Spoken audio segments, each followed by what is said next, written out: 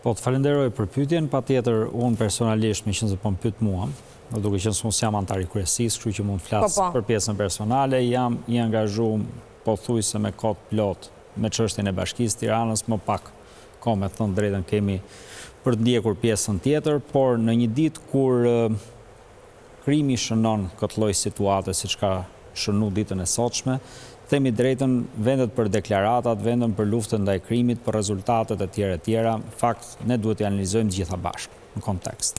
Pra, në fund fare ditës, SPAK-u është një institucion shtetëror, unë jam person institucional që do të thotë unë institucioneve dëshiroj që tu besoj, dëshiroj që ato të funksionojnë, po kujtojmë që edhe brenda institucioneve ka njerëz, përbohet nga njerëz institucioni, ka njerëz që punojnë më mirë, ka njerëz që punojnë më keq, dhe ne këtë e kemi shumë të qartë. Ama që mund punojë më mirë se kaq, më shpejt se kaq, më transparent se kaq, edhe për këtë s'ka asnjë lloj dyshimi, se kujtoj që të gjitha çështjet më të nxehta që ka Shqipëria, që janë në sytë të gjithëve, çështjet pastra, çështjet si incineratori i Tiranës për shembull, që nuk e zë njeri me gojë dhe nuk e flet njeri, po se çmerremi me ca gjëra komplet pa rëndësishme.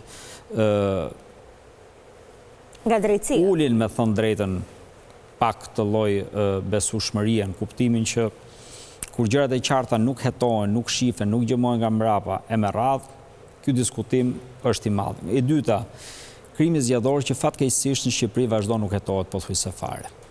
Dhe po të shihni ju për shembull, ishte dëshpëruese kur në qershor këtij viti 25-s filloi hetimi ose u dha akuza për 3-4 persona për blerje votash 2021-shin.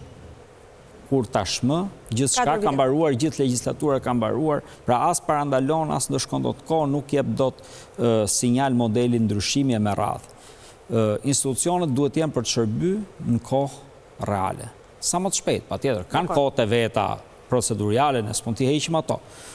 Por nga krahu tjetër nuk mund të flasim dot. Është njëjtë si mjeku, është një parim. Mjeku mund të zgjidhë 1000 raste, 2000 raste, 3000 raste shumë mirë, nëse 2-3 raste nuk i zgjedh keq, për këto 2-3 do flitet. E njëjta gjë funksionon edhe këtu, pse se drejtësia e vonuar, drejtësia e munguar.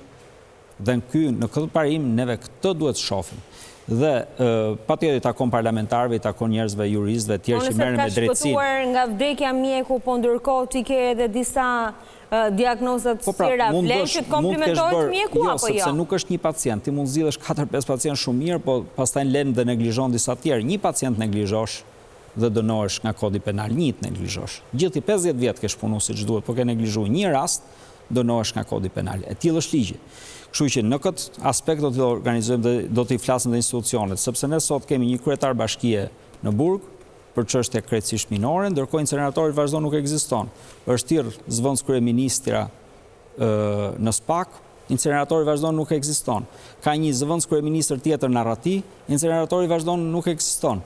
Dhe ndërkohë për këtë nuk hetohen njerëz të rëndësishëm. Për këtë nuk flitet këtu. Vazhdojmë ende për çështjen e incineratorit. Vazhdojmë. Kur do të mbaroj? Pra ne e dim shumë qartë që kjo ka filluar prej një dekade. Kur do ta mbaroj? Kur do të hyjë çështjeve të rëndësishme? VKM-t kush i nxjerr? I nxjerrim ne? Pra shumë rezerva për qeveria. Dumani. Jo, tash ne duhet flasim shumë qartë. Gjithë topat që ngrihen për lart, këto nuk hetohen. Izolohen çështje në çështje personale, çështje të vogla, sikur problemi është vetëm jote, dhe gjithë individualist në gabimet e tyre. Dhe nuk është një rrjet i cili bashkëpunon i tëri në kurrizin ton, në kurrizin që këtë korrupsion ta çe vetëm ke xhepat e tyre. Ne duhet ta kuptojmë që do të hysh të keqes madh. Një problem duhet i themi problem, përndryshe nuk e zgjidhim dot. Okej, dakor. Këto do doja që të bëhen në institucion.